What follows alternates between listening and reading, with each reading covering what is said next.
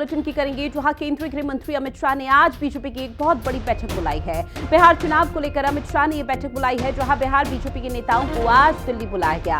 आपको बता दें कि इस बैठक में बिहार के दोनों डिप्टी सीएम भी मौजूद रहेंगे और उनसे चर्चा भी की जाएगी। साथ ही बिहार चुनाव को लेकर रोड मैप तैयार किया जाएगा। तो बड़ी खबर, आज बहुत बड़ी बैठक होने जा रही है। केंद्रीय गृह मंत्री अमित शाह इस बैठक की अध्यक्षता करेंगे, जहां बिहार चुनाव को लेकर रोड मैप तैयार किया जाएगा, यानी कि आने वाले समय के लिए रीति नीति तैयार की जाएगी।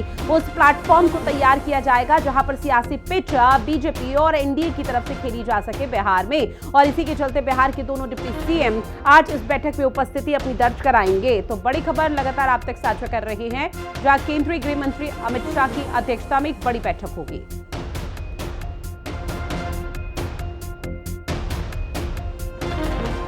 संजीव मेरे सहयोगी हमारे साथ लाइव बने हुए हैं। संजीव, चूंकि देखिए आज एक बहुत बड़ी बैठक होने जा रही है, जो इस लिहाज से बेहद महत्वपूर्ण हो जाती है कि विधानसभा चुनाव को लेकर रीति नीति एनडीए तैयार करेगी, तो सीधे तौर पर यह कहना गलत नहीं होगा कि बिहार में सियासी बिसात बिछनी शुरू हो चुकी है।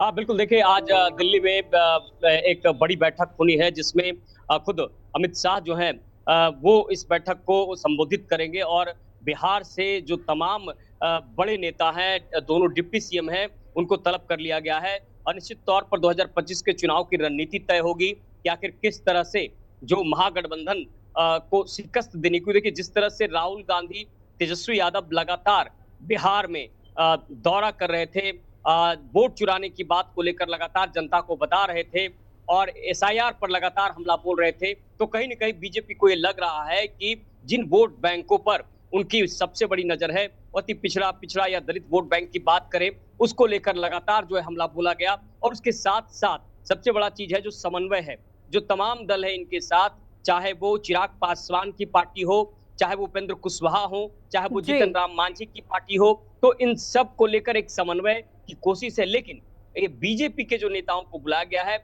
उसमें ये सबसे अहम है कि किन सीटों पर कैसे लड़ा जाए और किन सीटों पर लड़ने पर उनकी जीत होगी। संख्या बल बहुत महत्वपूर्ण है इस बार, क्योंकि बीजेपी लगातार ये कोशिश कर रही है कि अपने दम पर चुनाव में आ पाए। लेकिन ये भी तय है कि मुख्यमंत्री नीतीश कुमार ने जिस तरह से 17 सालों से अधिक कब्जा रखा बिहार पर और बिहार की सियासत को आगे बढ़ाया है, बिल्कुल। और देखिए बिहार में सारा जो खेल है वो समीकरण को लेकर है, और वही शायद आज इस बैठक में डिस्कशन का सिलसिला देखने को मिल पाएगा। बहरहाल जानकारी साझा की संजीव, उसके लिए बहुत शुक्रिया। इस बीच बिहार से एक और बड़ी खबर है, जहां बिहार में पीएम मोदी की मां को अपशब्द जब बोला गया, तो उसके बाद बीजेपी के तमाम कार्यकर्ताओं में लगातार जो आक्रोश है वो बढ़ रहा है। अब बीजेपी का कांग्रेस और आरजेडी के खिलाफ जो आक्रोश है वो और ज्यादा बढ़ चुका है। 4 सितंबर को बिहार बंद का ऐलान किया गया है। लगभग सभी तैयारी हो चुकी है कार्यकर्ताओं की तरफ से।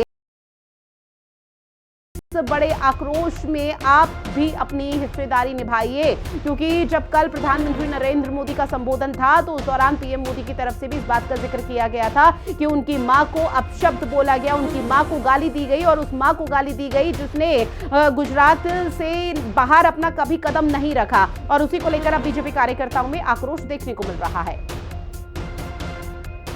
देखिए जिस तरह से इंडी गठबंधन के लोगों ने राष्ट्रीय जनता दल और कांग्रेस के मंच से जिस तरह से प्रधानमंत्री जी की मां के प्रति भद्दी भद्दी भाषा का प्रयोग किया गया, प्रधानमंत्री जी को मां कर लगा करके गाली दिया गया, उससे आज कहीं ना कहीं पूरे देश की जनता रोष में है। उनकी आंखें शर्म से झुकी हुई है। बिहार क्या हो गया है? बिहार को क्या चाह रहे हैं इंडी गठबंधन वाले? क्या इन लोगों को बिहार की जनता गद्दी सौंपेगी? गद्दी के लिए क्या किसी मां को गाली देंगे? प्रदेश अध्यक्ष ने आज प्रेस कॉन्फ्रेंस करके बिहार के लोगों को बताया है कि आगामी 4 तारीख को सुबह 7 बजे से 12 बजे तक पूरी तरह से बिहार बंद रहेगा। जन समर्थन हमारे साथ है। जिस तरह से राहुल गांधी और तेजस्वी जी मिल करके हमारे आदरणीय प्रधानमंत्री जी के मां को गाली देने का काम किया है, और स्वर्गीय जो स्वर्ग सिधर चुकी है जो महिला, जो माँ पृथ्वी पर है भी नहीं, उस तरह की उतनी महान व्यक्तित्व की महिला को जो गाली देने का काम किया है तेजस्वी जी, पूरा बिहार उनको माफ नहीं करेगा। न बिहार की महिला माता बहनें, कोई माफ नहीं करेगा उनको, कभी माफी नहीं मिलेगा। इस तरह के गाली दे करके भी अभी चुपचाप है। किसी भी उनके महागठबंधन का कोई भी व्यक्ति अभी तक एक चुई शब्द भी नहीं बोल रहा है।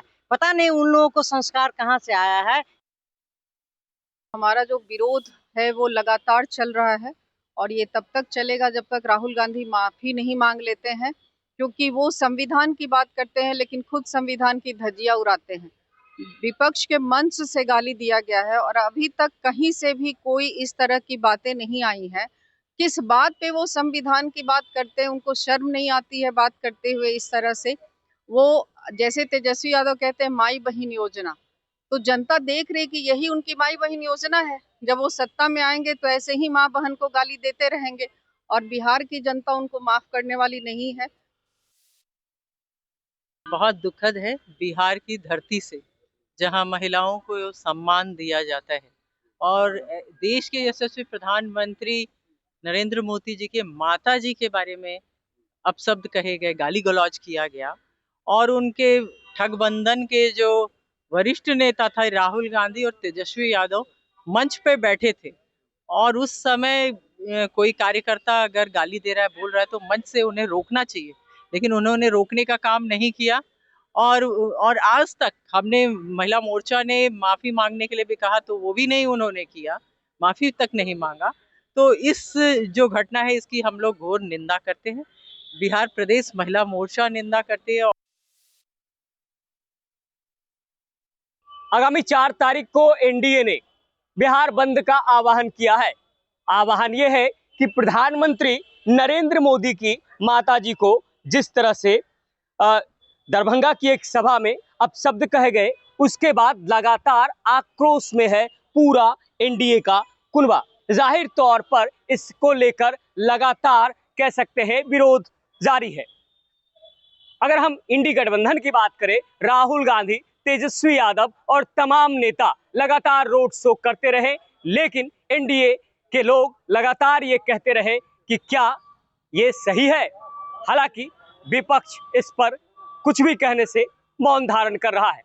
अब आने वाले 4 तारीख को एनडीए के द्वारा बंद का आह्वान किया गया है, जिसमें यह बताया गया है कि सुबह 7 बजे से 12 बजे तक पूरे बिहार को बंद किया जाएगा। पटना से हिंदी खबर के लिए संजीव राय। और चलिए अब बात करेंगे, जहां सितंबर में सितम ढाएगा मौसम। आप